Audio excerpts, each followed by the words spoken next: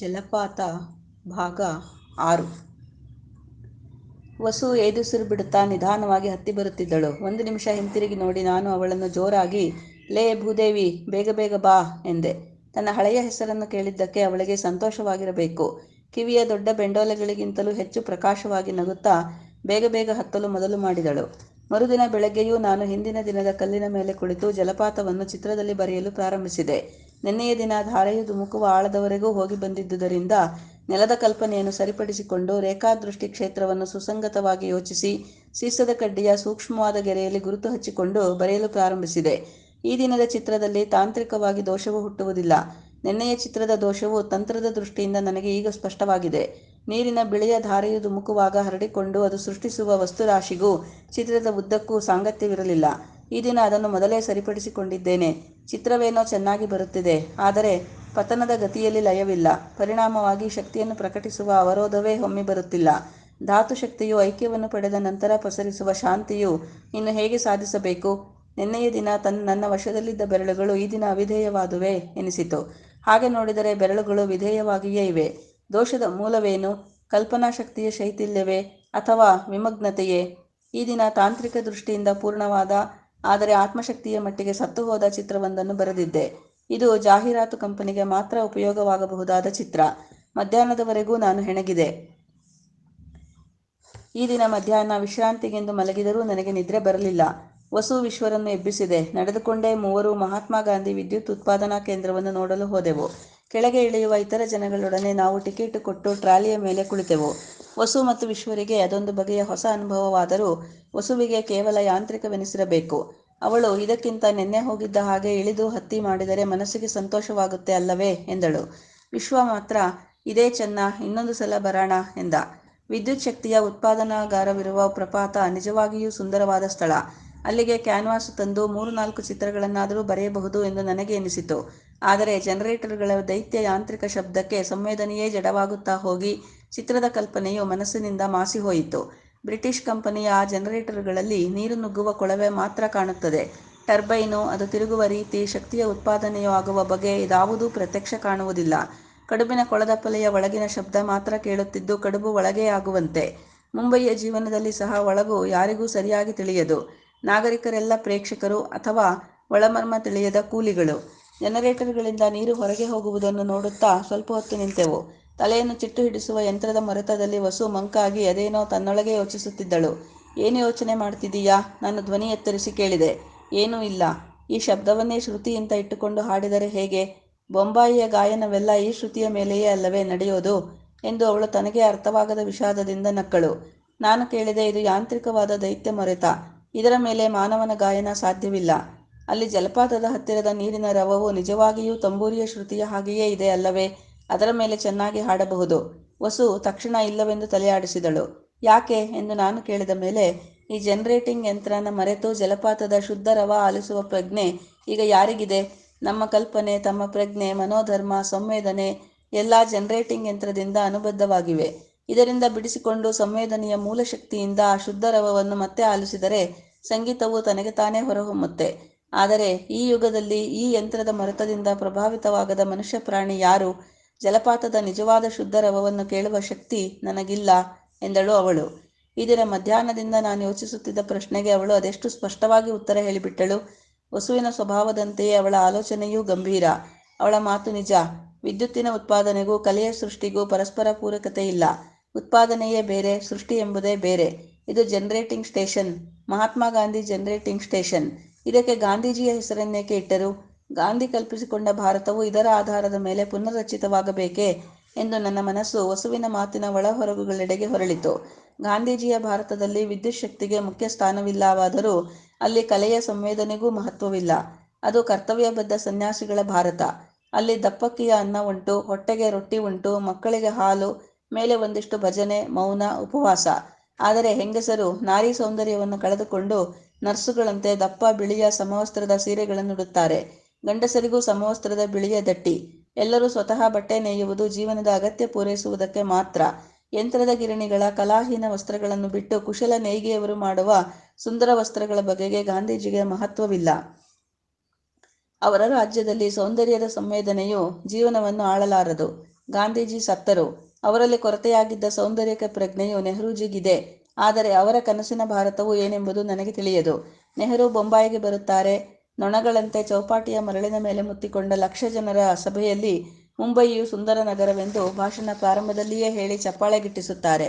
ಇದ್ದ ದುಡಿಮೆಯನ್ನೆಲ್ಲ ಪಾಗಡಿಗೆ ಕೊಟ್ಟು ಒಪ್ಪತ್ತು ಊಟ ಮಾಡುವ ಜನಸಾಮಾನ್ಯರು ತಮ್ಮ ನಗರದ ಈ ಹೊಗಳಿಕೆಯಿಂದ ಉಬ್ಬಿ ಹೋಗುತ್ತಾರೆ. ಭಿಲಾಯಿಗೆ ಹೋಗಿ ಪಂಡಿತ್ ಜಿಯು ಕಾರ್ಮಿಕರೊಡನೆ ಇಂತಹ 1000 ಭಿಲಾಯಿಗಳು ಭಾರತದಲ್ಲಿ ಹುಟ್ಟಬೇಕು, ಸೋಷಲಿಸಂನಿಂದ ಮಾತ್ರವೇ ಭಾರತಕ್ಕೆ ಮುಕ್ತಿ ಎಂದು ಘೋಷಿಸುತ್ತಾರೆ. ಸಂಗೀತ ಕ್ಷೇತ್ರದಲ್ಲಿ ಭಾಷಣ ಮಾಡುತ್ತಾ ಭಾರತದ 40 ಕೋಟಿ ಕಂಠಗಳು ಒಂದೊಂದು ಕೋಗಿಲೆಯಾಗಬೇಕು ಎನ್ನುತ್ತಾರೆ. ಅಲ್ಲಿಯೂ ಚಪ್ಪಾಳೆ ಸಿಕ್ಕುತ್ತದೆ. ಜನರ ಬಡತನವನ್ನು ಕೇಳಿದರೆ ಪಂಡಿತ್ ಜಿ ಕಣ್ಣೀರು ಮಿಡಿಯುತ್ತಾರೆ. ಭಿಲೈ ಜನಗಳು ದಿನವೂ ಸಂಗೀತ ಹಾಡುತ್ತಾರೆಯೇ? ಪಂಡಿತ್ ಜಿ ಭಾವುಕರು. ಅವರ ಒಟ್ಟು ಕನಸು ನನಗೆ ಅರ್ಥವಾಗುವುದಿಲ್ಲ. ಶ್ರಾದ್ದದಲ್ಲಿ ದಕ್ಷಿಣೆ ಕೊಟ್ಟಂತೆ ಕೆಲವು ಕಲಾವಿದರಿಗೆ ವರ್ಷಕ್ಕೊಮ್ಮೆ 4-5 ಸಾವಿರ ಕೊಟ್ಟರೆ, ಅಥವಾ ಗಯಾದ ಕೆಲವು ಪಂಡರಿಗೆ ಮಾಶಾಸನ ಅನುಗ್ರಹಿಸಿದರೆ ಕಲೆ ಬೆಳೆದೀತೆ? ಭಾರತದ ಒಳ ಆತ್ಮವನ್ನು ಸಾಕ್ಷಾತ್ಕರಿಸಿಕೊಂಡ ಒಬ್ಬ ವಿಭೂತಿ ಪುರುಷನೇ ನಮಗೆ ಬೇಕು. ಇದು ನನಗೆ ಅರ್ಥವಾಗುವುದಿಲ್ಲ. ನಾನು ರೋಗವನ್ನು ಮಾತ್ರ ಕಂಡಿದ್ದೇನೆ, ಚಿಕಿತ್ಸೆ ಅರಿಯೆ. ಅದೇನು ಅಷ್ಟು ಗಂಭೀರವಾಗಿ ಯೋಚಿಸುತ್ತಿದ್ದೀರಿ? ಪಕ್ಕದಲ್ಲಿದ್ದ ವಸು ಕೇಳಿದಳು. ನಾನು ಏನೂ ಹೇಳಲಿಲ್ಲ. ಅವಳ ಹಸ್ತವನ್ನು ನನ್ನ ಅಂಗೈಯಲ್ಲಿ ಹಿಡಿದು ಒಂದು ಸಲ ಮೆದುವಾಗಿ ಹಿಸುಕಿದೆ. ನಾನು ಹೇಳಿದ ಮಾತನ್ನೇ ಯೋಚಿಸುತ್ತಾ ಇದ್ದೀರಾ? ಅವಳೇ ಮತ್ತೆ ಕೇಳಿದಳು. ಏನೂ ಇಲ್ಲ, ನಡಿ, ಟ್ರಾಲಿ ಹೊರಡುತ್ತೆ ಅಂತ ಕಾಣುತ್ತೆ, ಕೂತು ಮೇಲೆ ಹೋಗೋಣ. ನಾನು ಹೇಳಿದಾಗ ವಿಶ್ವ ಮುಂದೆ ಹೊರಟ. ವಸುವಿನ ಕೈ ನನ್ನ ಕೈಲೇ ಇತ್ತು. ನಾವು ಹಾಗೆಯೇ ಮುಂದೆ ನಡೆದೆವು. ಪರಸ್ಪರ ಕೈ ಹಿಡಿದಾಗ ಮಾತ್ರವೇ ನಮ್ಮಿಬ್ಬರಲ್ಲಿಯೂ ಶಾಂತಿ ಮೂಡುವುದು. ಅದು ನಮ್ಮಿಬ್ಬರಿಗೂ ಗೊತ್ತಿರುವ ಸಂಗತಿ. ನನ್ನನ್ನು ಮುಂದೆ ನಡೆಸುತ್ತಿದ್ದವಳು ಅವಳೋ, ಅವಳನ್ನು ನಡೆಸುತ್ತಿದ್ದವನು ನಾನೋ ತಿಳಿಯದು. ವಿಶ್ವ ಮಾತ್ರ ಓಡಿ ಹೋಗಿ ನೆಗೆದು ತಾನೇ ಮೊದಲಿಗನಾಗಿ ಟ್ರಾಲಿಯ ಮೇಲೆ ಕುಳಿತುಬಿಟ್ಟ. ಭದ್ರಾವತಿಯ ಶ್ರೀದೇವಿಯ ಮನೆಯಲ್ಲಿ 4 ದಿನ, ಎಡತೊರೆಯ ಸುಬ್ಬುವಿನ ಮನೆಯಲ್ಲಿ 3 ದಿನ, ನಮ್ಮೂರು ಅಗ್ರಹಾರದಲ್ಲಿ 2 ದಿನ, ಬೆಂಗಳೂರಿನ ಜಾನಕಿಯ ಮನೆಯಲ್ಲಿ 2 ದಿನಗಳಿದ್ದು ನಾವು ಮುಂಬಯಿಗೆ ಬಂದು ಬಿಟ್ಟೆವು. ಶ್ರೀದೇವಿಗೆ 4 ಮಕ್ಕಳು. ಅವಳ ಯಜಮಾನರು ಕಾಗದದ ಕಾರ್ಖಾನೆಯಲ್ಲೇ ಇದ್ದಾರೆ.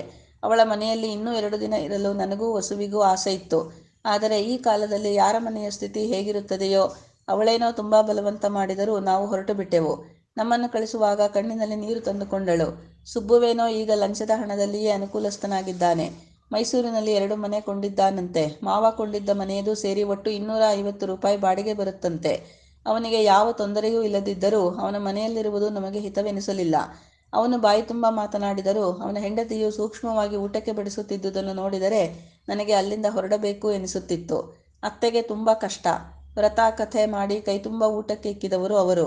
ಈ ವಯಸ್ಸಿನಲ್ಲಿ ಯಾವ ದಾನ ಧರ್ಮವೂ ಇಲ್ಲದೆ ಇರಬೇಕು. ತಾವು ಮಾಡಿದ ಅನ್ನದಾನದಿಂದಿರಬೇಕು. ಮುತ್ತೈದೆಯಾಗಿ ಹಣೆಯಲ್ಲಿ ಕುಂಕುಮವಿದ್ದಾಗ ಅತ್ತೆ ಎದ್ದು ಕಾಣುವಷ್ಟು ಲಕ್ಷಣವಾಗಿದ್ದರು. ಈಗ ವೈಧವ್ಯದ ಕೆಂಪು ಸೀರೆಯಲ್ಲಿಯೂ ಅವರ ಮುಖದ ಮೇಲೆ ಒಂದು ವಿಧವಾದ ಧಾರ್ಮಿಕ ವರ್ಚಸ್ಸಿದೆ. ನನ್ನನ್ನು ಕಂಡರೆ ಮೊದಲಿಗಿಂತ ಹೆಚ್ಚು ಪ್ರೀತಿ. ಈ ಸಲವೂ ತಾವೇ ಕೈಯಿಂದ ನನ್ನ ತಲೆಗೆ ಎಣ್ಣೆಯೊತ್ತಿ ನೀರು ಹಾಕಿದರು. ವಸುವಿನ ಸಂಗಡ ರಾತ್ರಿಯೆಲ್ಲ ಮಾತನಾಡುತ್ತಿದ್ದರು. ನಾವು ಹೊರಟಾಗ ಹೋಗ್ಬರ್ತೀರಾ ಎಂದು ಕಣ್ಣೀರು ಹಾಕಿದವರು ಅವರೊಬ್ಬರೇ. ಬೆಂಗಳೂರಿನಲ್ಲಿ ಜಾನಕಿಯ ಯಜಮಾನರು ಒಂದು ಗುಜರಾತಿ ಅಂಗಡಿಯಲ್ಲಿ ರೈಟರು. ಇಬ್ಬರೂ ನಮ್ಮನ್ನು ಚೆನ್ನಾಗಿ ಕಂಡರು. ಜಾನಕಿಗೆ 6 ಜನ ಮಕ್ಕಳು. 16ರ ಅವಳ ಹಿರಿಯ ಮಗಳು ಮದುವೆಗೆ ಬಂದಿದ್ದಾಳೆ. 20 ದಿನ ಮುಂಬಯಿ ಬಿಟ್ಟಿದ್ದುದು ಮನಸ್ಸಿಗೆ ಎಷ್ಟೋ ಹಗುರ ಎನಿಸಿದೆಯಾದರೂ ಬಂದ ತಕ್ಷಣ ದುಡ್ಡಿಗೆ ಸ್ವಲ್ಪ ತೊಂದರೆಯಾಗಿದೆ. ಪ್ರವಾಸದಲ್ಲಿ ರೈಲು ಚಾರ್ಜು, ಜೋಗದಲ್ಲಿ ಖರ್ಚು, ಹೋದ ಕಡೆ ಮಕ್ಕಳು ಮರಿಗೆ ಏನಾದರೂ ಕೊಡುವುದು, ಅತ್ತೆಗೆ 2 ಸೀರೆ, ಹೀಗೆ ಒಟ್ಟು 350 ರೂಪಾಯಿ ಕರಗಿತು. ಈ 20 ದಿನದ ಸಂಪಾದನೆಯೂ ಇಲ್ಲ. ಊರಿನಲ್ಲಿ ಜಮೀನಿನ ಗುತ್ತಿಗೆ 500 ರೂಪಾಯಿಯು ಸ್ಥಳದಲ್ಲಿಯೇ ವಸೂಲಾಗುತ್ತದೆಂದು ನಾನು ನಂಬಿದ್ದೆ. ಈಗ ಹಳ್ಳಿಗಳಲ್ಲೆಲ್ಲ ಸೋಷಲಿಸಂ ಬಂದಿದೆ. ನಾವು ಗೈದದ್ದರಲ್ಲಿ ಜಮೀನುದಾರನಿಗೆ ಏಕೆ ಕೊಡಬೇಕು ಎಂಬುದು ಅವರ ವಾದ. ಗುತ್ತಿಗೆಯ ಕಾಗದವಿದ್ದರೂ ಬೊಂಬಾಯಿಯಲ್ಲಿರುವ ನಾನು ಹೊಳೆನರಸೀಪುರದ ಕೋರ್ಟಿನಲ್ಲಿ ಹೊಡೆದಾಡಲು ಹೋಗಲಾರೆ ಎನ್ನುವುದು ಗುತ್ತಿಗೆದಾರನಿಗೆ ಗೊತ್ತು. ನಮ್ಮ ತಂದೆಯ ಹಳೆಯ ಸ್ನೇಹಿತರಾದ ಬೆಟ್ಟೇಗೌಡರು ಛೀಮಾರಿ ಹಾಕಿದ್ದರಿಂದ ಅವನು 100 ರೂಪಾಯಿ ಕೊಟ್ಟ. ಉಳಿದುದನ್ನು ಕಳಿಸುತ್ತಾನಂತೆ. ಏನು ಮಾಡುತ್ತಾನೆಯೋ ದೇವರಿಗೇ ಗೊತ್ತು. ಈ ಸಲ ಊರಿನ ಕಡೆ ಹೋಗಿ ಬಂದ ಮೇಲೆ ನನಗೆ ಜೀವನವೇ ಒಂಟಿ ಎನಿಸುತ್ತಿದೆ. ಇದುವರೆಗೆ ಮುಂಬಯಿಯಲ್ಲಿ ಇರುವ ತನಕ ಊರ ಕಡೆ ನನ್ನವರು ಇದ್ದಾರೆ ಎಂಬ ಭಾವನೆಯು ಅರಿವಿನ ಹಿನ್ನೆಲೆಯಲ್ಲಿ ಸದಾ ಇರುತ್ತಿತ್ತು. ಆದರೆ ಈ ಸಲ ಹೋದಾಗ ಅವರೆಲ್ಲರೂ ನನ್ನ ಜೀವನದ ನಿಕಟವರ್ತಿಗಳಾಗಿರುವ ಕಾಲ ಆಗಿಹೋಯಿತು ಎಂಬ ಕಟು ಸತ್ಯ ಅರ್ಥವಾಯಿತು. ಸುಬ್ಬು ನನ್ನವನಲ್ಲ, ಅವನು ಯಾರವನೂ ಅಲ್ಲ. ಅತ್ತೆಯ ಮನಸ್ಸು ನಮ್ಮ ಮೇಲೆ ಇದ್ದರೂ ಅವರು ನಿಸ್ಸಹಾಯಕರು. ಅವರನ್ನು ನೋಡಲು ಸಹ ನಾವು ಪದೇ ಪದೇ ಹೋಗುವಂತಿಲ್ಲ. ಬೊಂಬಾಯಿಯಲ್ಲೇ ಇರಿ, ಬನ್ನಿ ಎಂದು ಕರೆದರೂ ಅವರು ಬರಲಿಲ್ಲ. ಸಾಯುವ ಕಾಲದಲ್ಲಿ ಅವನು ಎಂಥವನೇ ಆದರೂ ಗಂಡು ಮಗನ ಮನೆಯಲ್ಲಿರುವುದೇ ಧರ್ಮ ಎಂದರು. ಶ್ರೀದೇವಿಗೆ ನಮ್ಮ ಮೇಲೆ ಎಷ್ಟು ಅಂತಃಕರಣವಿದ್ದರೂ ಅವಳು ಬೇರೆಯ ಸಂಸಾರಕ್ಕೆ ಸೇರಿದವಳು. ಅವಳ ಸಂಸಾರದ ಕಷ್ಟ ಸುಖಗಳೇ ಅವಳನ್ನು ಮಾಗಿಸಿವೆ. ಬೆಂಗಳೂರಿನಲ್ಲಿ ಜಾನಕಿಯೂ ಅಷ್ಟೇ. ಅಗ್ರಹಾರದಲ್ಲಿ ನಾನು ಪರಸ್ಥಳದವನಂತೆ ಆಗಿದ್ದೇನೆ. ಮುಂಬಯಿಯಂತೂ ನನ್ನ ಸ್ಥಳವೇ ಅಲ್ಲ. ಅದು ಯಾರ ಸ್ಥಳವೂ ಅಲ್ಲ. ಹಾಗೆ ನೋಡಿದರೆ ಅಗ್ರಹಾರ, ಮೈಸೂರು, ಪುಣೆ, ಜೈಪುರ, ಶ್ರೀನಗರ ಮೊದಲಾದವುಗಳನ್ನು ಇದು ಮೊದಲಿನಿಂದ ನಮ್ಮ ಮುತ್ತಾತನ ಕಾಲದಿಂದ ನಮ್ಮ ಊರು ಎಂದು ಹೇಳುವವರು ಇದ್ದಾರೆ. ಆದರೆ ಮುಂಬಯಿಯನ್ನು ಹಾಗೆ ಕರೆಯುವವರು ಯಾರೂ ಇಲ್ಲ. ಏಕೆಂದರೆ ಅದು ಊರೇ ಅಲ್ಲ. ಅದನ್ನು ನಾನು ನನ್ನದನ್ನಾಗಿ ಭಾವಿಸಿ ಜೀವಿಸಬೇಕು. ಅವಾಸ್ತವತೆಯ ಮೇಲೆ ವಾಸ್ತವವಾದ ಜೀವನವನ್ನು ಕಲ್ಪಿಸಿಕೊಳ್ಳಬೇಕು. ಜೋಗಿಗೆ ಹೋಗಿ ಬಂದ ಮೇಲೆ ನಾನೊಬ್ಬ ನಿರ್ವೀರ್ಯ ಮನುಷ್ಯನೆಂಬ ಭಾವನೆ ಮನಸ್ಸಿನಲ್ಲಿ ಬೆಳೆದಿದೆ. 6-7 ವರ್ಷಗಳ ಹಿಂದೆ ಮಲೆನಾಡಿನ ಎಂತಹ ದೃಶ್ಯವನ್ನಾದರೂ ಬಣ್ಣದಲ್ಲಿ ಲಯಬದ್ಧವಾಗಿ ಸೃಷ್ಟಿಸುತ್ತಿದ್ದ ನಾನು ಈಗ ಆ ಶಕ್ತಿಯನ್ನೇ ಕಳೆದುಕೊಂಡಿದ್ದೇನೆ. ನನ್ನ ಶಕ್ತಿ ಸತ್ತಿಲ್ಲ, ಈ ಪರಿಸ್ಥಿತಿಯಲ್ಲಿ ಅಸಹಾಯಕವಾಗಿದೆ ಎಂಬ ಸಮಾಧಾನ ತಂದುಕೊಳ್ಳಲೆತ್ನಿಸಿದರೂ ಅಸಹಾಯಕ ಶಕ್ತಿ ಎಂಬ ಮಾತೇ ಪರಸ್ಪರ ವಿರೋಧಿ ಅರ್ಥದಿಂದ ಕೂಡಿರುವುದು ತಕ್ಷಣ ಹೊಳೆಯುತ್ತದೆ. ಶಕ್ತಿಯು ಶಕ್ತಿಯಾಗಿ ಉಳಿದು ಅಸಹಾಯಕವಾಗಿರುವುದು ಹೇಗೆ? ಈ ಕಟು ಸಂಗತಿಯೊಡನೆಯೇ ಮತ್ತೊಂದು ಘೋರ ಸತ್ಯವೂ ನನಗೆ ಜೋಗದಲ್ಲಿ ತಿಳಿದು ಹೋಯಿತು. ನಾನು ಮತ್ತು ವಸು ಅನ್ಯೋನ್ಯವಾಗಿರುವ ಕಾಲ ಆಗಿಹೋಯಿತು. ವಿಶ್ವ ಹುಟ್ಟುವ ಮೊದಲು ನಾವು ಒಂದು ಜೀವ 2 ದೇಹಗಳಾಗಿದ್ದಂತೆ ಇನ್ನು ಮುಂದೆಯೂ ಇರಲು ಸಾಧ್ಯವಿಲ್ಲ. ಮುಂಬಯಿಯಲ್ಲಿ ಸಂಸಾರ ಹೂಡಿದಂದಿನಿಂದಲೇ ನಮ್ಮ ದಾಂಪತ್ಯ ಮುಕ್ತಾಯವಾಯಿತು. ಅವಳು ಅಡಿಗೆ ಮಾಡುತ್ತಾಳೆ, ವಿಶ್ವನನ್ನು ನೋಡಿಕೊಳ್ಳುತ್ತಾಳೆ, ನನಗೆ ಬೇಸರವಾದಾಗ ಅದನ್ನು ಕಳಿಸುತ್ತಾಳೆ. ಆದರೆ ನನ್ನ ಹೆಂಡತಿಯಾಗಿ ಉಳಿದಿಲ್ಲ. ಪ್ರತಿಯಾಗಿ ನಾನು ಸಹ ಅವಳಿಗೆ ಗಂಡನಾಗಿ ಉಳಿದಿಲ್ಲ. ಮುಂಬಯಿಯಲ್ಲಿ ನಮ್ಮಂಥವರಿಗೆ ಪಾಗಡಿ ತೆರೆಸಿದ ಮನೆ ಸಿಕ್ಕಿದರೂ ದಾಂಪತ್ಯ ಜೀವನದ ಯೋಗವಿಲ್ಲ ಮತ್ತು ಮುಂಬಯಿಯ ಹೊರಗೆ ವಾಸಿಸುವ ಭೂಮಿಯೇ ಇಲ್ಲ. ಸ್ಕೂಲಿನಲ್ಲಿ ಓದುವಾಗ ಲೆಕ್ಕದ ಪೀರಿಯಡ್ಡಿನಲ್ಲಿ ನಾವು 2+2=4 ಎಂದು ಬರೆಯುತ್ತಿದ್ದಂತೆ ಮುಂಬಯಿ ಹಿಂದೂಸ್ತಾನ, ದೇರ್ಫೋರ್ ಮುಂಬಯಿಯಲ್ಲಿ ಜಾಗವಿಲ್ಲ, ಹಿಂದೂಸ್ತಾನದಲ್ಲಿ ಜಾಗವಿಲ್ಲ ಎಂದು ಅರ್ಥದ ಸಮೀಕರಣ ಮಾಡಬಹುದು. ಪ್ರೇಮವೆಂದರೇನು ಎಂಬ ಪ್ರಶ್ನೆಯನ್ನು ಅನೇಕರು ಕೇಳಿದ್ದಾರೆ. ಕೇಳಿದವರಲ್ಲಿ ಬಹುಭಾಗದ ಜನರು ತಮಗೆ ತಿಳಿದ ಉತ್ತರ ಹೇಳಿಯೂ ಇದ್ದಾರೆ. ಅಂತಹ ಅನೇಕ ಉತ್ತರಗಳನ್ನು ನಾನು ಕೇಳಿದ್ದೇನೆ, ಓದಿದ್ದೇನೆ. ಅಲೌಕಿಕ, ಸ್ವರ್ಗೀಯ, ಶರೀರಾತೀತ, ಅಮರ ಮೊದಲಾದ ಶಬ್ದಗಳಲ್ಲಿ ಕವಿಗಳು ಹೇಳುವ ಮಾತುಗಳೆಲ್ಲ ಎಷ್ಟು ಅರ್ಥಹೀನವಾದವುಗಳು. ಶರೀರಾತೀತವಾದ ಸ್ತ್ರೀ ಪುರುಷರ ಪ್ರೇಮವೆಂಬುದು ನಿರಾಶರಾದವರು ಮನಸ್ಸಮಾಧಾನಕ್ಕಾಗಿ ಮಾಡಿಕೊಂಡ ಕಲ್ಪನೆ. ಸ್ತ್ರೀಗಾಗಲಿ ಪುರುಷನಿಗಾಗಲಿ ತನ್ನ ಜೀವನದ ಮೂಲ ಶಕ್ತಿಯು ಸಿದ್ಧಿಸಿ ಮುಂದುವರಿಯಲು ಸಾಧನವಾಗುವ ಬೇರೊಂದು ವ್ಯಕ್ತಿಯೇ ಪ್ರೇಮಿ. ಪ್ರೇಮ ಅರ್ಥ ಮಾಡುವುದೆಂದರೆ ಆತ್ಮಸಾಕ್ಷಾತ್ಕಾರ ಮಾಡಿಕೊಳ್ಳುವುದು ಎಂಬುದು ಈ ಅರ್ಥದಲ್ಲಿಯೇ. ಸಂತಾನ ಪಡೆಯುವ ಶಕ್ತಿ ಮುಗಿದ ಮೇಲೆ ಪುತ್ರ ಪುತ್ರಿಯರನ್ನು ನಿಲುವುಗಾಣಿಸಿ ಹಿಂದಿನವರು ಕಾಡಿಗೆ ಹೋಗುತ್ತಿದ್ದುದರ ಅರ್ಥವೇನು? ಕೊನೆಯ ಅರ್ಥದಲ್ಲಿ ಎಲ್ಲ ಪ್ರೇಮವೂ ಆತ್ಮಪ್ರೇಮವೇ. ನನ್ನ ಮೂಲಶಕ್ತಿಯು ಸಿದ್ಧಿಸಲು ವಸುವು ಇನ್ನೂ ಸಾಧನವಾಗಲಾರಳು. ಅವಳ ಮೂಲಶಕ್ತಿಯನ್ನು ನಾನು ಸಾರ್ಥಕಗೊಳಿಸಲಾರೆ. ಇದರ ಕಾರಣವು ಯಾವ ಬಾಹ್ಯ ಪರಿಸ್ಥಿತಿಯಲ್ಲಿಯೇ ಇರಲಿ, ಅದು ಅಲ್ಲಗಳೆಯಲಾಗದ ಸತ್ಯ. ನಮ್ಮ ಪ್ರೇಮ ಸತ್ತುಹೋಯಿತು. ಅವಳು ನನ್ನಂತೆ ಯೋಚಿಸದೇ ಇರಬಹುದು. ಅವಳ ಮನಸ್ಸಿನ ಆಳದಲ್ಲಿ ಯಾವ ವಿಚಾರಗಳು ಮಸುಗುತ್ತಿವೆಯೋ ಕಾಣೆ. ನಾನಂತೂ ಅವಳನ್ನು ಮೊದಲಿನಂತೆ ಪ್ರೀತಿಸಲಾರೆ. ನಾನು ಮೊದಲು ಅವಳನ್ನು ಎಷ್ಟು ಚೈತನ್ಯಪೂರ್ಣವಾಗಿ ಪ್ರೀತಿಸುತ್ತಿದ್ದೆ. ಅವಳನ್ನುಳಿದು ಮತ್ತೆ ಯಾರನ್ನೂ ನಾನು ಪ್ರೀತಿಸಲಿಲ್ಲ. ಉಳಿದವರ ಮೇಲೆ ನನಗೆ ಸ್ನೇಹವಿರಬಹುದು, ಅಂತಃಕರಣವಿರಬಹುದು, ಮಮತೆ ಇರಬಹುದು. ಆದರೆ ಯಾರ ಮೇಲೂ ನನ್ನ ಪ್ರೇಮ ಇರಲಿಲ್ಲ. ಮತ್ತೆ ಯಾರಿಂದಲೂ ನನ್ನ ಮೂಲಶಕ್ತಿಯು ನನಗೆ ಸಾಕ್ಷಾತ್ಕಾರವಾಗಿರಲಿಲ್ಲ. ಈಗ ಅವಳಲ್ಲಿ ನನ್ನ ಪ್ರೇಮವು ನಷ್ಟವಾಗಿರುವುದನ್ನು ನೆನೆದರೆ ನನಗೆ ನಿಶ್ಶಕ್ತಿಯಿಂದ ಕುಸಿದು ಬೀಳುವಂತೆ ಆಗುತ್ತದೆ. ಮೂರ್ಛೆ ರೋಗ ಬರುವವರು ಇದ್ದಕ್ಕಿದ್ದ ಹಾಗೆಯೇ ತಮ್ಮ ವ್ಯಕ್ತಿತ್ವದ ಸಕಲ ಶಕ್ತಿಯನ್ನೂ ಕಳೆದುಕೊಂಡು ತತ್ತರಿಸಿ ಬೀದಿಯಲ್ಲಿಯೇ ಉರುಳಿಕೊಂಡು ಬಾಯಿಯಿಂದ ನೊರೆನೊರೆಯಾಗಿ ಜೊಲ್ಲು ಸುರಿಸಿ ಅಪಮಾನವನ್ನೂ ಕಾಣದೆ ಬಿದ್ದಿರುವಂತೆ ಆಗಿದೆ ನನ್ನ ಸ್ಥಿತಿ. ಜೋಗಕ್ಕೆ ಹೋಗಿ ಬಂದ ಮೇಲೆ ನನಗೆ ಜೀವನವೇ ಬೇಸರವೆನಿಸಿದೆ. ಇದುವರೆಗೂ ನಾನು ಸಂಗೀತಕ್ಕಾಗಿ ಮಾಡುತ್ತಿರುವ ಸಾಧನೆಯು ನಿರರ್ಥಕವಾದುದು. ನನಗೆ ಗಾಯನದ ರಾಗ ತಾಲಗಳ ನಿಯಮಗಳು ತಿಳಿದಿವೆಯೇ ಹೊರತು ಅವು ದೇಹಸ್ಥವಾಗಿಲ್ಲ. ಸಂಗೀತವೆಂಬುದು ಮೆದುಳಿನಲ್ಲಿ ಸೃಷ್ಟಿಸಿಕೊಂಡು ಕಂಠದಿಂದ ತೋರಿಸುವ ಆಟವಲ್ಲ. ಧ್ವನಿಯನ್ನು ಶಾರೀರವೆಂಬ ಹೆಸರಿನಿಂದ ಕರೆಯುವುದರ ಅರ್ಥವು ನನಗೆ ಆಗಿದೆ. ಇಡೀ ಶರೀರವು ತನ್ನನ್ನು ತಾನು ಮರೆತು ರಾಗದ ಕರೆಗೆ ಒಪ್ಪಿಸಿಕೊಳ್ಳಬೇಕು.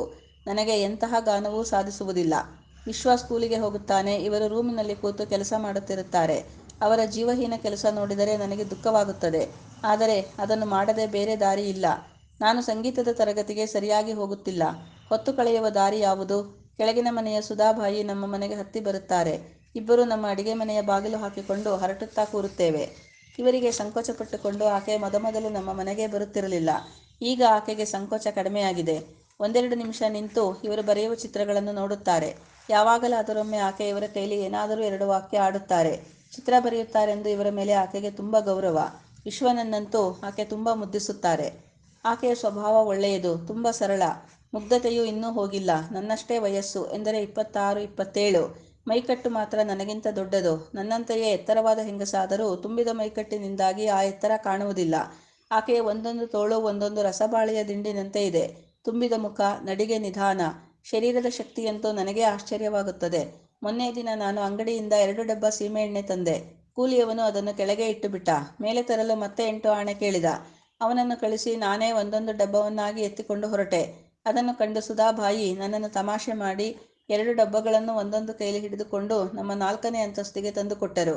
ಒಂದು ನಿಮಿಷವೂ ಎದುಸಿರು ಬಿಡಲಿಲ್ಲ. ಸಲಿಗೆಯಿಂದ ನಾನು ಅವರ ಭುಜ ತಟ್ಟಿದಾಗ ಅವರ ಮೈಯ ತುಂಬುತನಕ್ಕೆ ನನಗೇ ಸಂತೋಷವಾಯಿತು. ನಾನು ಅಬ್ಬಾ, ಎಷ್ಟು ಗಟ್ಟಿಯಾಗಿದ್ದೀರಿ ಎಂದು ಮೆಚ್ಚುಗೆಯನ್ನು ಹೇಳಿದುದಕ್ಕೆ ಆಕೆ ಮುಗ್ಧಭಾವದಿಂದ ಇಲ್ರಿ, ಈಗ ನಾನು ಸ್ವರ್ಗೀನಿ, ಈ ಮೊದಲು ಇನ್ನೂ ಗಟ್ಟಿ ಇದ್ದೇನ್ರಿ ಎಂದರು. ಅದು ನನಗೂ ಗೊತ್ತು. ಅವರು ಕೆಳಗಿನ ಮನೆಗೆ ಬಂದು 2 ವರ್ಷವಾಯಿತು. ನಾವು ಈ ಮನೆಯನ್ನು ಹಿಡಿದಾಗಲೇ ಅವರ ಯಜಮಾನರು ನಮಗಿಂತ 1,000 ಹೆಚ್ಚು ಪಾಗಡಿ ಕೊಟ್ಟು ನೆಲದ ಮೇಲಿನ ಭಾಗ ಹಿಡಿದರು. ನಾನು ಆಕೆಯನ್ನು ಮೊದಲಿನಿಂದ ನೋಡುತ್ತಿದ್ದರೂ ನನ್ನ ಅವರ ಪರಿಚಯವಾಗಿ ಬರೀ 6 ತಿಂಗಳು ಆಗಿದೆ. 2 ವರ್ಷದಲ್ಲಿ ಅವರು ಸೊರಗಿರುವುದು ಚೆನ್ನಾಗಿಯೂ ಕಾಣುತ್ತದೆ. ಕಾರಣವನ್ನು ಎಂದೂ ಬಾಯಿಬಿಟ್ಟು ಆಕೆ ಹೇಳದಿದ್ದರೂ ಅದು ನನಗೆ ಇತ್ತೀಚೆಗೆ ಅರ್ಥವಾಗುತ್ತಿದೆ.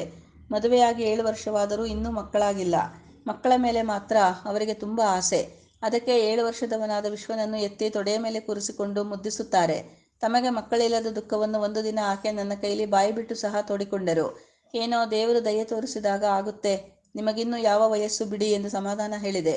ಅವರ ಯಜಮಾನರೇ ಗ್ಯಾನಕಾಲಜಿಯ ಪ್ರೊಫೆಸರ್ ಆಗಿರುವಾಗ ವೈದ್ಯಕೀಯದ ಸಂಗತಿಗಳನ್ನು ನಾನು ಆಕೆಗೆ ಹೇಗೆ ಹೇಳಲಿ? ಆ ಬಗೆಗೆ ಮತ್ತೊಬ್ಬ ಹೆಂಗಸಿನ ಕೈಲಿ ಸಹ ಮಾತನಾಡಲು ನನಗೆ ಸಂಕೋಚ. ಒಂದು ದಿನ ಮಧ್ಯಾಹ್ನ 2 ಗಂಟೆಯ ವೇಳೆಯಲ್ಲಿ ನಮ್ಮ ಮನೆಗೆ ಹತ್ತಿ ಬಂದು, ಏನ್ರಿ ವಸಕ್ಕ, ನಮ್ಮನೆಗೆ ಬರ್ರಿ, ಕೂತು ಮಾತನಾಡೋಣ ಎಂದರು. ನಾವಿಬ್ಬರೂ ಸಮವಯಸ್ಸಿನವರಾದರೂ ಕೆಲವು ದಿನದಿಂದ ಅವರು ನನ್ನನ್ನು ವಸಕ್ಕ ಎನ್ನುತ್ತಾರೆ. ನಾನು ಕಾಲೇಜು ಓದಿದ್ದೇನೆ ಎಂದೋ ಮತ್ತೆ ಏನೋ. ಅವರು ಹೈಸ್ಕೂಲು ಮುಗಿಸಿ ಕೈ ಬಿಟ್ಟಿದ್ದಾರೆ. ನನ್ನ ಮೇಲೆ ಅವರಿಗೆ ಇರುವ ಪ್ರೀತಿ ಅಭಿಮಾನಗಳೂ ಇರಬಹುದು. ಇವರಿಗೆ ಮಧ್ಯಾಹ್ನದ ಟೀ ಮಾಡಿಕೊಟ್ಟು ಸುಧಾಬಾಯಿ ಮತ್ತು ನಾನು ಕುಡಿದು ಅವರ ಜೊತೆ ಕೆಳಗಿನ ಮನೆಗೆ ಹೋದೆ. ಎಂದಿನಂತೆ ಅವರ ಯಜಮಾನರು ಮನೆಯಲ್ಲಿರಲಿಲ್ಲ. ಈ ದಿನ ಅವರು ಬಾಂದ್ರಾದ ಕಸಾಯಿಖಾನೆಗೆ ಹೋದರಂತೆ. ಬರುವುದು ರಾತ್ರಿಯೇ ಆಗುತ್ತದೆ. ಅಲ್ಲಿ ಕೊಂದ ದನಗಳ ಮತ್ತು ಆಡು ಮೇಕೆಗಳ ಶರೀರದ ಒಳಭಾಗವನ್ನು ಪರೀಕ್ಷಿಸುತ್ತಾರಂತೆ. ಹೀಗೆ ಅವರು ವಾರಕ್ಕೆ 2 ದಿನವಾದರೂ ಅಲ್ಲಿಗೆ ಹೋಗುತ್ತಾರಂತೆ. ಈಗ ಯಾವುದೋ ಒಂದು ಸಂಶೋಧನೆಯಲ್ಲಿ ನಿರತರಾಗಿದ್ದಾರಂತೆ. ಅವರು ಮನೆಯ ಸೋಫಾದ ಮೇಲೆ ಕುಳಿತು, ಏನು ವಿಷಯ ಹೇಳಿ ಎಂದು ನಾನು ಕೇಳಿದೆ. ಏನಿಲ್ರಿ, ಹಂಗ ಕರೆದೆ ಎಂದು ಅವರು ಸುಮ್ಮನಾದರು. ಏನೋ ಮಾತನಾಡುವ ಅಪೇಕ್ಷೆಯಿಂದಲೇ ನನ್ನನ್ನು ಕೆಳಗೆ ಕರೆದು ಈಗ ಸುಮ್ಮನೆ ಕುಳಿತುದನ್ನು ನೋಡಿ ನನಗೆ ತುಸು ಆಶ್ಚರ್ಯವಾದರೂ ಅವರು ಹೀಗೆ ಮಾಡುತ್ತಿರುವುದು ಮೊದಲನೆಯ ಸಲವಲ್ಲ. ನನ್ನೊಡನೆ ಅದೇನೋ ಹೇಳಬೇಕೆಂದು ಬಹಳ ದಿನದಿಂದ ಹವಣಿಸುತ್ತಿದ್ದಾರೆ. ಆದರೆ ಸಾಧ್ಯವಾಗಿಲ್ಲ. ಸಂಕೋಚವೋ ಅಥವಾ ಹೇಗೆ ಹೇಳಬೇಕು ಎಂಬುದು ತಿಳಿಯದೋ ಅಥವಾ ಹೃದಯಕ್ಕೆ ಸಂಬಂಧಿಸಿದ ಮಾತನ್ನು ಪ್ರಾರಂಭಿಸುವಾಗ ಆಗುವ ಕಷ್ಟದಿಂದ ತೊಳಲುತ್ತಿದ್ದಾರೆಯೋ ಎಂಬುದು ನನಗೆ ಅರ್ಥವಾಗಲಿಲ್ಲ. ಪಕ್ಕದಲ್ಲಿಯೇ ಕುಳಿತಿದ್ದ ಅವರ ಕೈ ಹಿಡಿದುಕೊಂಡು ನಾನು, ಅಕ್ಕ ಅಂತ ಕರೀತೀರಿ, ಆದರೆ ಅದೇನೋ ಮುಚ್ಚಿಡ್ತೀರಿ, ಅದೇನು ಹೇಳಿ ಎಂದು ರಮಿಸುವ ಧ್ವನಿಯಲ್ಲಿ ಕೇಳಿದೆ. ಹೇಳುವಂಥದ್ದೇನಿಲ್ರಿ ಎಂದು ಆಕೆ ತಲೆ ತಗ್ಗಿಸಿ ಕುಳಿತರೆ ಹೊರತು ಮಾತನಾಡಲಿಲ್ಲ. ನಾನು ಸುಮ್ಮನಾದೆ. 10 ನಿಮಿಷ ಇಬ್ಬರೂ ಮೌನವಾಗಿಯೇ ಕುಳಿತಿದ್ದೆವು. ನನಗೆ ಬೇಸರವಾಗಿ ಕೈ ನೀಡಿದರೆ ಸಿಕ್ಕುತ್ತಿದ್ದ ಕಪಾಟಿನಲ್ಲಿ ಒಂದು ಪುಸ್ತಕವನ್ನು ಎಳೆದುಕೊಂಡೆ. ಪ್ರಾಣಿಗಳ ಶರೀರ ರಚನೆಗೆ ಸಂಬಂಧಿಸಿದ ಪುಸ್ತಕ ಅದು. ಅವರ ಮನೆಯಲ್ಲಿರುವುದು ಬರೀ ಪ್ರಾಣಿಶಾಸ್ತ್ರಕ್ಕೂ ಪಶುಚಿಕಿತ್ಸೆಗೂ ಸಂಬಂಧಿಸಿದ ಪುಸ್ತಕ ಪತ್ರಿಕೆಗಳೇ. ನಾನು ಪುಸ್ತಕದ ಹಾಳೆ ತಿರುಗಿಸುತ್ತಾ ಕುಳಿತುದನ್ನು ನೋಡಿ ಆಕೆ ಒಮ್ಮೆ ನಿಟ್ಟುಸಿರಿಟ್ಟು, ಬೇಸರ ಆಯ್ತೇನ್ರಿ ಎಂದು ಕೇಳಿದರು. ಏನೂ ಇಲ್ಲ, ತಲೆ ಎತ್ತದೆ ನಾನು ಹೇಳಿದೆ. ಆಕೆಯೇ, ನಿಮ್ಮ ಕೂಡ ಮಾತಾಡಬೇಕು ಅಂತ ಭಾಳ ದಿನದಾಗ್ಲಿಂದ ಮನಸ್ನಾಗ ಬರ್ತದ್ರಿ, ಆಗ್ಲೇ ವಲ್ದು ಎಂದರು. ಅದೇನು ಹೇಳಿ, ನಾನು ತಲೆ ಎತ್ತಿ ಕೇಳಿದೆ. ಏನೂ ಇಲ್ರಿ, ನಾವು ಯಾಕಾರೆ ಬದುಕಿರಬೇಕು, ಏನು ಸುಖ ಎಂದು ಪುನಃ ತಲೆ ತಗ್ಗಿಸಿದರು. ನಾನು ಪುನಃ ಅವರ ಕೈ ಹಿಡಿದುಕೊಂಡೆ. ಮಾತನಾಡುವ ಬದಲು ಕಣ್ಣಿನಲ್ಲಿ ನೀರು ತುಂಬಿಕೊಂಡು ಬಿಕ್ಕಿ ಬಿಕ್ಕಿ ಅಳಲು ಪ್ರಾರಂಭಿಸಿದರು. ಹೆಂಗಸು ಅಳುವಾಗ ಮತ್ತೊಬ್ಬ ಹೆಂಗಸಿಗೆ ದಿಕ್ಕು ತೋಚದಂತೆ ಆಗುವುದಿಲ್ಲ, ಅದು ಅರ್ಥವಾಗುತ್ತದೆ. ಅವರು ಯಾವ ಕಾರಣಕ್ಕಾಗಿ ಅಳುತ್ತಾರೆ ಎಂಬುದು ಥಟ್ಟನೆ ನನ್ನ ಅಂತಃಪ್ರಜ್ಞೆಗೆ ಹೊಳೆಯಿತು. ಅಳಬ್ಯಾಡಿ ಬಿಡಿ, ನಿಮಗಿನ್ನೂ ಯಾವ ವಯಸ್ಸು, ದೇವರು ಕೊಡ್ತಾನೆ ಎಂದು ಸಮಾಧಾನ ಹೇಳಿದೆ. ಇಲ್ರಿ, ಆಗ್ಬಾರ್ದು ಅಂತ ಅಲ್ಲ, ಅದರ ಕಾರಣನೇ ಬ್ಯಾರೆ ಅದ, ನಾ ಯಾರಿಗೂ ಹೇಳೋದಿಲ್ಲ. ಅದೇನು, ನನ್ನ ಕೈಲಿ ಹೇಳಿ. ಹ್ಯಾಂಗ್ ಹೇಳೋದು ಎಂದು ಆಕೆ ಪುನಃ ತನ್ನಲ್ಲಿಯೇ ಕಷ್ಟಪಟ್ಟುಕೊಂಡು ಕೊನೆಗೆ ಮಾತನಾಡಿದರು. ಗಂಡಸರಿಗೆ ಬ್ಯಾಡಾದ್ರ ಹ್ಯಾಂಗ್ ಆಗ್ತಾವ್ರಿ? ಆಕೆಯ ಯಜಮಾನರಿಗೆ 600 ರೂಪಾಯಿ ಸಂಬಳವಂತೆ. ಅವರ ಜೀವನದ ಮಟ್ಟ ಸಹ ಕಡಿಮೆಯದಾಗಿರಲಿಲ್ಲ. ಆತನಿಗೆ ಆಗಲೇ 34-35 ವಯಸ್ಸು. ಆದರೆ ಮಕ್ಕಳು ಬೇಡವೆಂಬ ಅವರ ಇಚ್ಛೆಗೆ ಕಾರಣವೇನಿರಬಹುದೋ? ಊರಿನಲ್ಲಿ ಏನಾದರೂ ಜವಾಬ್ದಾರಿ ಇರಬಹುದೇ? ಸುಧಾಬಾಯಿ ಹೇಳಿದರು. ಇಲ್ರಿ, ಹಳ್ಳಿಯೊಳಗ ಹೊಲ ಮನಿ ಎಲ್ಲ ಅವ. ವರ್ಷಕ್ಕ ಉತ್ಪನ್ನಾನು 3,000ದಷ್ಟು ಬರ್ತದ.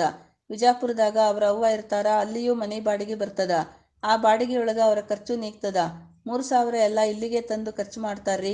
ಬ್ಯಾಂಕಿನಾಗೂ ರೊಕ್ಕ ಸಾಕಷ್ಟು ಜಮಾ ಮಾಡ್ತಾರ್ರಿ. ಇಷ್ಟಾದರೂ ಅವರಿಗೆ ಮಕ್ಕಳೇಕೆ ಬೇಡ? ಇದರ ಕಾರಣವು ಅವರ ಹೆಂಡತಿಗೇ ತಿಳಿಯದು. ಮುಗ್ಧ ಮನಸ್ಸಿನ ಸುಧಾಬಾಯಿಗೆ ಗಂಡನ ಮನಸ್ಸನ್ನು ಕೆದಕಿ ತಿಳಿಯುವ ಅಥವಾ ಪರ್ಯಾಯವಾಗಿ ಹೊರಹೊರಡಿಸುವ ಚಾತುರ್ಯವಿಲ್ಲ. ಗಂಡ ಸಹ ಒಂದು ದಿನವೂ ಬಾಯಿಬಿಟ್ಟು ಹೇಳಿಲ್ಲ. ಮಕ್ಕಳು ಆಗದಂತೆ ಕೃತಕ ಸಾಧನ ಉಪಯೋಗಿಸುತ್ತಾರಂತೆ. ಇದೊಂದು ಬೇಡ, ಮಕ್ಕಳಾಗಲಿ ಎಂದು ಹೆಂಡತಿ ಹೇಳಿದರೆ ಕೇಳುವುದಿಲ್ಲ. ಈ ಸೊಸೆಗೆ ಮಕ್ಕಳಾಗಲಿಲ್ಲ, ವಂಶ ಬೆಳೆಯಲಿಲ್ಲ, ಮಗ ಬೇರೆ ಮದುವೆಯನ್ನಾದರೂ ಮಾಡಿಕೊಳ್ಳಲಿ ಎಂದು ಊರಿನಲ್ಲಿ ಅತ್ತೆ ಸಿಡಿಮಿಡಿಗುಟ್ಟುತ್ತಾರಂತೆ. ತಂಗಿಯ ಶರೀರದಲ್ಲಿಯೇ ಏನಾದರೂ ದೋಷವಿರಬಹುದು, ಅವಳೇ ಆಸ್ಪತ್ರೆಯಲ್ಲಿ ಪರೀಕ್ಷೆ ಮಾಡಿಸಿಕೊಳ್ಳಲಿ ಎಂದು ಅವಳ ಅಣ್ಣ ಹೇಳಿದರಂತೆ. ಅತ್ತಿಗೆಯ ಕೈಲಿ ಸಹ ವಾಸ್ತವಾಂಶ ಹೇಳಲು ಸುಧಾಬಾಯಿಗೆ ನಾಚಿಕೆ. ಅಣ್ಣ ಅತ್ತಿಗೆಯರು ಈಕೆಯನ್ನು ತುಂಬ ಮಮತೆಯಿಂದ ಕಾಣುತ್ತಾರೆ. ಮರ್ಯಾದಸ್ಥ ಹೆಣ್ಣು ಮಕ್ಕಳು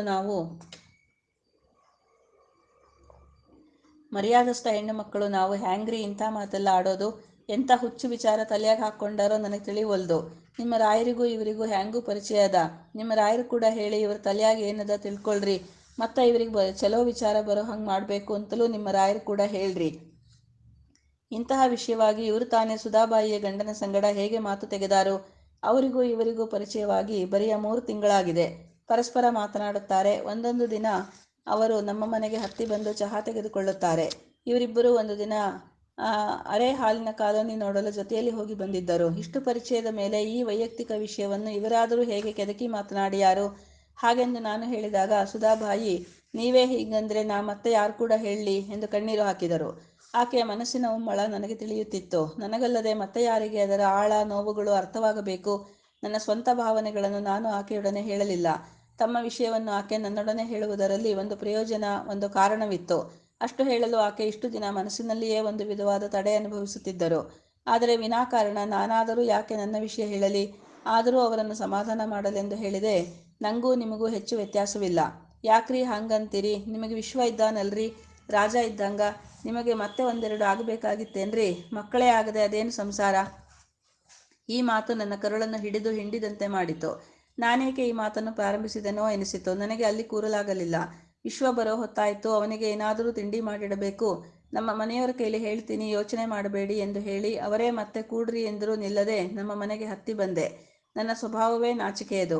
ಈ ವಿಷಯವನ್ನು ಇವರಿಗೆ ಹೇಳಬೇಕಾದರೆ ನನಗೆ 4-5 ದಿನವಾಯಿತು. ಈ ಮಾತು ಪ್ರಾರಂಭಿಸಿದ ಮೇಲೆ, ನೀವು ಹೆಂಗಸರು ಕೂಡಿದರೆ ಬರೀ ಇದೇನಾ ಮಾತಾಡೋದು ಎಂದು ಇವರು ತಮಾಷೆಗಾದರೂ ಅಂದು ಬಿಟ್ಟರೆ ಏನು ಮಾಡುವುದು? ಆದರೂ ಹೇಗೋ ಪ್ರಾರಂಭಿಸಿ ಎಲ್ಲವನ್ನೂ ಅವರಿಗೆ ತಿಳಿಸಿ ಅವರು ಡಾಕ್ಟರ್ ನಾಡಗೌಡರ ಸಂಗಡ ಮಾತನಾಡಬೇಕೆಂದು ನಾನು ಹೇಳಿದಾಗ ಅವರು, ಇಂಥ ವಿಷಯನ ಹೇಗೆ ಆಡೋದು? ಅದು ತುಂಬ ವೈಯಕ್ತಿಕವಾದದ್ದು. ಇದು ನಿಮಗೆ ಹೇಗೆ ಗೊತ್ತಾಯಿತು ಅಂತ ಅವರು ಕೇಳಿದರೆ ಏನು ಹೇಳೋದು ಎಂದರು. ಹಾಗಲ್ಲ, ಉಪಾಯವಾಗಿ ಮಾತು ಬೆಳೆಸಿ ಆ ಅಂಶಕ್ಕೆ ತಂದು ನಿಲ್ಲಿಸಿ ನಂತರ ಸ್ವಾಭಾವಿಕವಾಗಿ ಕೇಳಿದಂತೆ ಕೇಳಬೇಕು. ಆ ಸಂದರ್ಭದಲ್ಲಿ ಹೇಗೆ ಮಾತನಾಡಬೇಕು ಅನ್ನೋದನ್ನು ನೀವೇ ಬುದ್ಧಿವಂತಿಕೆಯಿಂದ ಯೋಚಿಸಬೇಕು. ಬೇಕಾದರೆ ಇನ್ನೂ 4 ದಿನ ಪರಿಚಯ ಬೆಳೀಲಿ. ಅವರಿಗೇನೋ ದೇವರು ಕೊಟ್ಟ ಹಾಗೆ ದುಡ್ಡಿದೆಯಂತೆ, ಮುಂದೆ ಇನ್ನೂ ಹೆಚ್ಚು ಸಂಬಳ ಆಗುತ್ತೆ ಅಂತೆ. ಈ ಕೆಲಸ ಬಿಟ್ಟರೂ ಸುಖವಾಗಿ ಜೀವನವಾಗುವಷ್ಟು ಆಸ್ತಿ ಇದೆ ಊರಿನಲ್ಲಿ. ಅಂಥವರು ಯಾಕೆ ಹೀಗೆ ಮಾಡಬೇಕು ಎಂದು ಸುಧಾಬಾಯಿಯ ಬಗೆಗೆ ನನಗೆ ಇರುವ ಸ್ನೇಹವನ್ನು ಈ ಮೂಲಕ ತೋಡಿಕೊಂಡೆ.